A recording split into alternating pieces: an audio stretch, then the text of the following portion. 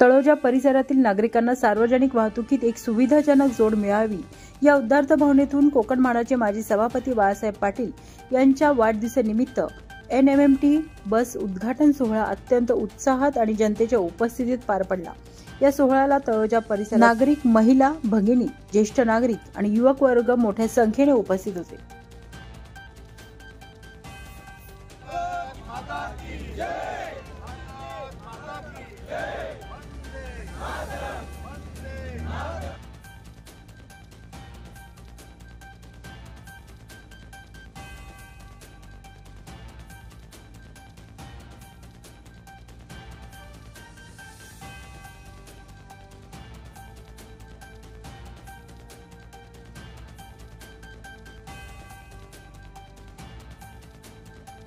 पाचशेची सगळी तिकीट पहिले आपण फाडून टाकू।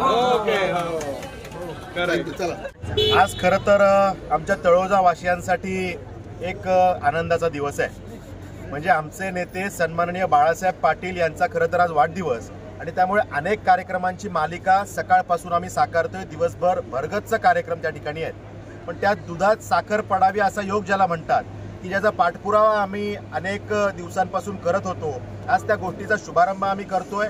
या ठिकाणी NMMTच्या माध्यमातून आमच्या इथल्या रहिवाशांना, हजारो रहिवाशांना याचा फायदा व्हावा आणि त्यांना कुठेतरी प्रवासाचा मार्ग सुकर व्हावा, यासाठी ती बस त्यांना उपलब्ध व्हावी, यासाठी 45 नंबर बस उपलब्ध व्हावी, त्यांना प्रवास करता यावा हा प्रयत्न आम्ही करत होतो। आज त्या बसचा शुभारंभ हा त्या ठिकाणी आम्ही सगळ्या नागरिकांच्या उपस्थितीमध्ये करतोय। नागरिकांच्या चेहऱ्यावरचा आनंद आपण बघू शकतो। अनेक दिवस नागरिक सुद्धा फॉलोअप करत होते, पण हा जेव्हा विषय आमच्याकडे आला त्यावेळेला या विषयात जो काही पाठपुरावा करायचा तो केला गेला आणि आज या विषयाचा शुभारंभ होतोय। या माध्यमातून या भागातल्या हजारो नागरिकांना खरं तर याचा फायदा होणार आहे। म्हणजे यात आपल्याला स्वप्नसागर सोसायटी असेल, सुखसागर सोसायटी असेल, दीपसागर सोसायटी असेल, आनंदसागर सोसायटी असेल किंवा धनश्री सोसायटीचे आमचे रहिवासी असतील, अशा आजूबाजूच्या हजारो रहिवाशांना या बस सेवेचा फायदा होणार आहे।